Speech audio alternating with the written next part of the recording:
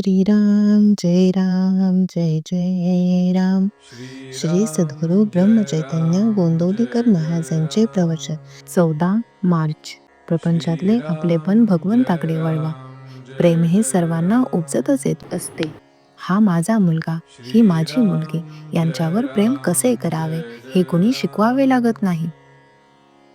एकदा आपले मांडले की प्रेम आपोआप निर्माण होते. पण हे प्रेम सुद्धा खरे बघितले तर स्वार्थी आहे. मुलगा ऐकत नाही, तो वाटेल तसे वागतो अशी आपण तक्रार करतो. त्याच्यावर जर आपले खरे प्रेम असेल तर आपण तशी तक्रार करणार नाही. परंतु त्याच्या मागे हा माझे ऐकत नाही हा अहंकार, स्वार्थ आहे.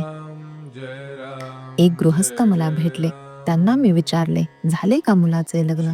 ते म्हणाले, नाही, उद्या आहे. मुलगा चांगला वागतो का असे मी विचारल्यावर ते म्हणाले, आत्ताच नाही सांगत, 6 महिन्यांनी सांगेन.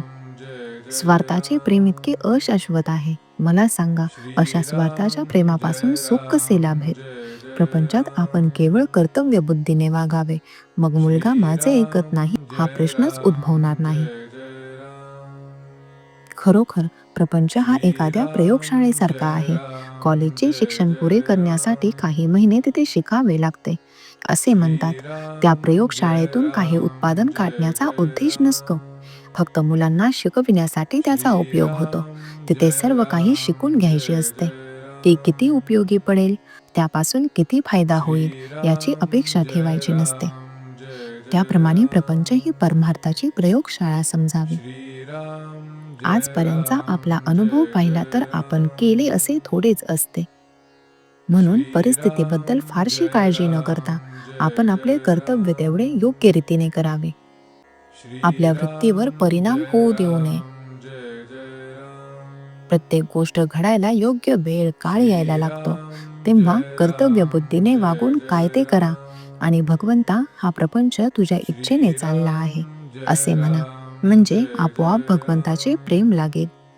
प्रपंचातले जे आपलेपण आहे ते भगवंताकडे वळवा.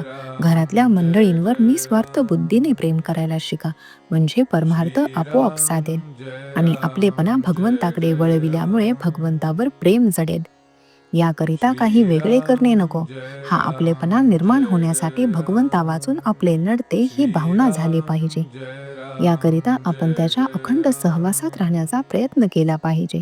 त्याच्या नामस्मरणानेच ही गोष्ट सहज शक्य आहे.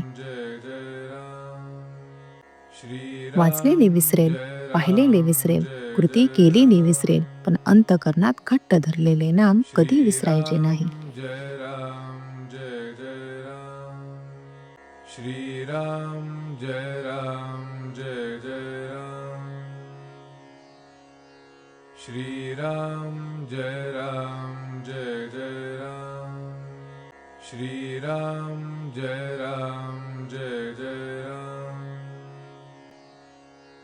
श्रीराम जय राम जय जय राम.